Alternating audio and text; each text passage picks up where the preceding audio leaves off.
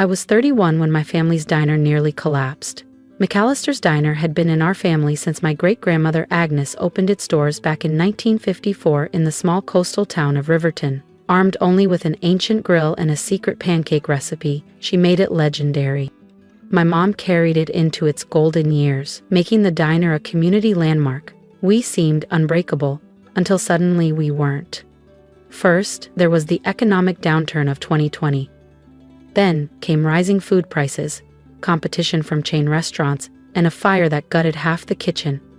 One disaster followed another until we were just weeks away from shutting down. I'll never forget the rainy night my parents called me over, bills scattered across the dining table, Mom's coffee untouched, cold, Dad's voice quiet, defeated. "We're going under," he whispered, eyes downcast. "Unless?" He paused. Mom gently placed her hand on mine, her voice firm but weary. "Unless someone new steps in."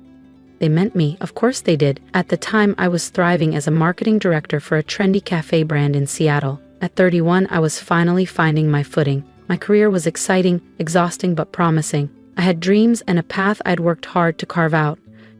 But looking at my father's tired eyes, I knew I'd already made my choice. "We're not asking you to sacrifice your future," my dad quickly added. "We'll make you a full partner. Once the diner recovers, it's yours. You have our word." Promise. A powerful word. Back then, it felt genuine. So I quit my job, moved into a small apartment above the diner, and woke every morning at 4 a.m., cooking, cleaning, marketing, managing finances, transforming the menu. I poured myself into McAllister's, and slowly, steadily, the diner came back to life. I launched online orders, designed a seasonal specials menu, and soon, Riverton Weekly ran a glowing article on our incredible revival. Locals filled McAllister's again. People thanked me warmly, genuinely grateful. But I never needed praise. I believed in the promise. "You brought us back," Dad said softly one night after closing, locking the diner's doors behind him. "You truly did, Rachel." Mom hugged me tightly. "We'll never forget what you did for us." Neither would I, because exactly 4 years after I returned, the diner finally turned a genuine profit, not just survival, real growth. That morning, my hands shook as I double-checked the balance sheet, printed carefully like a treasured keepsake. "We did it," I whispered, the words barely audible through my excitement. Dad's smile flickered briefly, strangely hollow. "Yeah, we did." I wish I'd paid more attention to his hesitation. 1 week later, we hosted a small gathering at McAllister's to celebrate. Loyal customers stopped by, and the staff raised glasses of sparkling juice and toast. Even my younger brother Ben appeared, fresh from his year-long soul-searching tour that included 3 carefree months in Bali and 1 questionable tattoo. Ben had never woken at dawn for the diner, never scrubbed a greasy grill, argued with stubborn suppliers, or felt tears freezing on his cheeks while desperately searching for ingredients during a snowstorm. He was just Ben, easygoing, carefree, and universally adored. Late that evening, after everyone had left, my parents called us to the diner's small office. "We wanted you both here for this," Mom announced cheerfully. My pulse quickened. This was finally it. My moment. Recognition for years of sacrifice. "Your father and I have decided the diner will go to Ben," she finished, eyes shining. I laughed, thinking surely it was a strange joke, until their faces remained serious. "What?" My father spoke softly. "Rachel, you've done so much. But Ben's the son. It's tradition. The diner always passes from father to son." The ground beneath me vanished. If you've ever sacrificed everything for a promise that wasn't kept, make sure to subscribe, because what Rachel did next changed everything. "I gave you 4 years," I said, my voice barely audible. "I sacrificed my career. You promised." "Don't make this emotional, Rachel," Mom interjected. "You'll always have a place here." A place like I was just another employee. They handed it all to Ben, effortlessly. At first, I said nothing, but a week later, I quietly picked up the phone and dialed a lawyer. Her name was Miss Carter, recommended by a friend who'd experienced something similar with her family's vineyard. For the first time in years, I didn't step foot in McAllister's at dawn. No scent of fresh coffee, no sound of bacon sizzling. Instead, I lay awake, numb, staring at the ceiling. How do you move forward when those you trusted most betray you? There was no confusion, only brutal, undeniable clarity. The promise hadn't. Maybe it was a rushed decision, made in excitement. Maybe they'd realized the cruelty of giving my hard-earned success. Excited for the next chapter at McAllister's, Ben's first day as official manager. Attached was a photo, Ben grinning behind my counter, wearing my apron like he'd earned it. Something inside me snapped. I pulled out my laptop and opened a folder labeled Recovery Plan. Inside were spreadsheets, detailed marketing strategies, all mine, yet handed casually to Ben, as though it was an inheritance he'd earned. That's when I called Miss Carter again. After patiently listening, she asked one crucial question. Did your parents ever put their promise in writing? I paused, heart pounding. Not officially, but yes. I have emails, texts. My dad even messaged me last year. This diner will be yours soon. Perfect, Miss Carter said. We have something solid here. Hope flickered inside me, followed swiftly by anxiety. Could I really go through with this? Sue my own parents? Carter paused, as if sensing my hesitation. Rachel, family is built on loyalty, not just blood. If they deliberately misled you to exploit your labor, it's not just unethical, it's potentially illegal. Illegal. The word reverberated in my mind. I wasn't overreacting. This wasn't drama. It was about justice, about truth. I had every right to fight for myself. That night, I meticulously went through every email, text, and file my parents ever shared with me. Meeting notes, diner improvement plans, vendor agreements. Mom even sent an email titled Draft Ownership Transfer Review Needed. Yet that formal transfer never happened.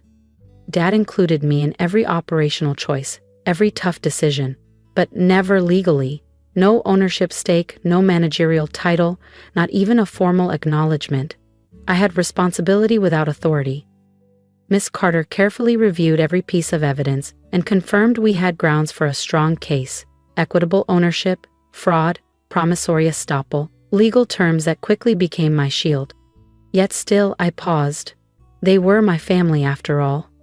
But any remaining doubt disappeared when I returned to McAllister's to collect my personal items that weekend. Ben barely glanced up from his phone. Hey Rach, all good? Just grabbing my things, I replied stiffly. He leaned comfortably in my old chair. Wild how things turned out, huh? Mom and Dad were just waiting for the right time, I guess. I stared at him. You actually believe you earned this? He smirked casually. You did plenty, sure, but come on. You just kept it alive. I'll take it to the next level. And right then, my decision was made. By the following Monday, Miss Carter filed the lawsuit. The next time my phone buzzed, it wasn't a cheerful group text from Mom. It was a notification. They weren't sending messages anymore. They were sending attorneys. But I wasn't afraid, because this time I had more than memories and promises. I had proof. The lawsuit didn't just rattle the diner's foundation. It tore apart the last illusion that we were still a family. By Friday, a letter arrived from my parents' legal team, neatly worded, cold as steel. It denied any promise of ownership, framed my contributions as familial support, and claimed I'd been compensated by living rent-free above the diner. I read it 3 times. Rent-free? I'd paid for groceries, covered utilities, even bought a new espresso machine with my own savings when the old one sputtered out midwinter. I never clocked out. Weekends, holidays, my own birthday. I worked through it all.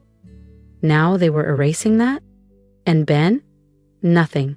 No call, no text, not even a half-hearted thumbs-up emoji. Miss Carter warned me, this kind of betrayal doesn't happen overnight. It's slow, quiet, usually built on years of assumptions. She was right.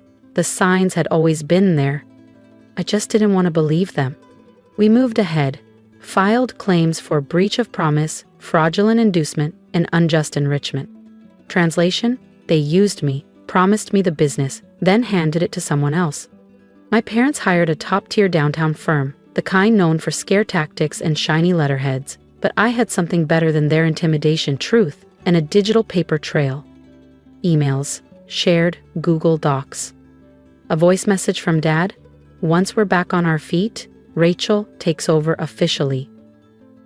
We submitted everything. The court scheduled a hearing. When I walked in, wearing that too serious navy blazer, my heart thundered. But I stood tall. Across the courtroom, my parents looked away. And when the judge asked if any ownership had ever been legally transferred to Ben, their lawyer paused, just long enough for me to realize I had a chance. Then came a weak response from their side. "Not until recently." "Recently?" the judge asked, eyes narrowing. "Yes, Your Honor, the ownership transfer was finalized after the business became financially stable." The judge raised an eyebrow. "And prior to that?" "It was understood within the family," their lawyer replied. Miss Carter stood without hesitation. "With all due respect, Your Honor, that understanding only held when it served the defendants. When Rachel rebuilt the diner, they honored it. The moment it became profitable, they discarded it. It wasn't a win, not yet, but the mood shifted. My parents suddenly looked smaller, uncertain. Ben wasn't even present. He hadn't shown up once. That evening, I got a message from my Aunt Joanne, Dad's younger sister. "Rachel, I just found out what's going on. I had no idea. I'm so sorry. If you need anything, I'm here." The first crack in the wall of silence. Then more followed. A former waitress messaged me, "We always knew you were the backbone of McAllister's." One of our vendors left a voicemail, offering to testify about the time I negotiated fair contracts when no one else would return our calls. Longtime customers started commenting on Facebook when the news spread. "Rachel's why we kept going back. Without her, it's just another diner." Still, the nights were hard. I questioned myself, wondered if I was being too harsh, if I should walk away and let them keep what they stole. But I'd remember Ben's smug grin when I asked if he thought he'd deserve it, and how quickly my parents erased me from a story I helped write. This wasn't about revenge, it was about respect. I wasn't asking for more than I earned, I was asking for what I was promised. And for the first time, I wasn't asking gently. A year ago, I'd have laughed at the thought of facing my own family in court over a diner. Now, all I could do was breathe. No theatrics, no shouting, just cold lights. Quiet tension. And for once, I wasn't on the defensive. Miss Carter had built a solid case, not just on broken promises, but on everything I had done. "Your Honor," she began, flipping open a thick binder filled with color-coded tabs and my documentation. My client was not a passive presence in this business. She wasn't a casual assistant or a weekend volunteer. She was the operational lead, the branding architect, the crisis manager, the one who, by her parents' own words, saved McAllister's diner. She tapped the binder lightly for emphasis. And she was promised ownership in exchange for her labor. That promise informed every decision she made for 4 years. The judge nodded slowly, flipping through a stack of emails Miss Carter had submitted. Then she paused at one. A message from my father, dated just 11 months before everything collapsed. "Rachel, we're so close. I can't wait to put your name on the papers and finally make it official. You've earned this." It wasn't just an email, it was a flame, burning through every denial their lawyer offered. They argued it wasn't legally binding, that family understandings didn't equal contracts, that I stayed because I cared, not because I was obligated. But the judge wasn't buying it. "If this was all voluntary," she asked, "why did you repeatedly tell her ownership was coming?" My mother shifted in her seat, eyes darting. My father stared at the floor. Then he muttered, "We didn't think she'd take it this far." Not, "We didn't promise her." Not, "She misunderstood." Just, "We didn't think she'd fight back." There it was, the truth. They thought I'd stay quiet, keep showing up, be the good daughter who never asked for too much. But they had underestimated me, forgotten who I truly was. Outside the courthouse, the story started spreading. The Riverton Gazette ran a quiet piece. "Family Diner Lawsuit Highlights Gender Bias in Small Business Ownership."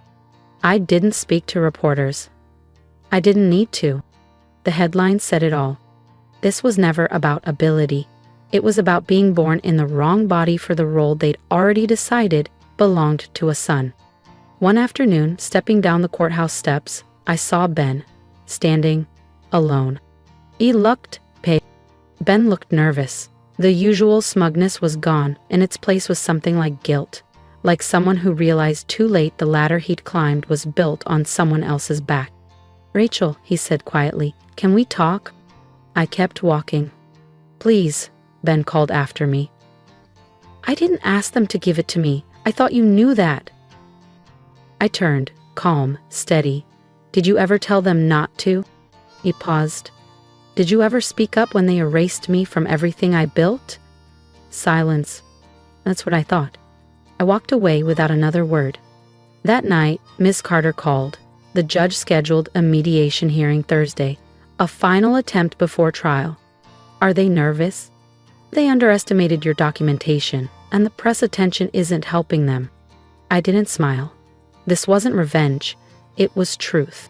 They had tried to write me out of the story I helped build, but the truth was louder now. This wasn't about who was more likable. It was about who showed up, who saved the business, who was promised the future. That Thursday I arrived early, neutral ground they called it, as if anything about this had been neutral. I wore my navy blazer, no makeup, just focus. My parents walked in late. My father gave a short nod. My mother avoided eye contact. Ben didn't come. The mediator, a silver-haired woman with a steady voice, opened calmly. "We're here to find a fair..." Miss Carter presented our case, clear and factual. She submitted emails, voice recordings, marketing plans, financial comparisons, proof.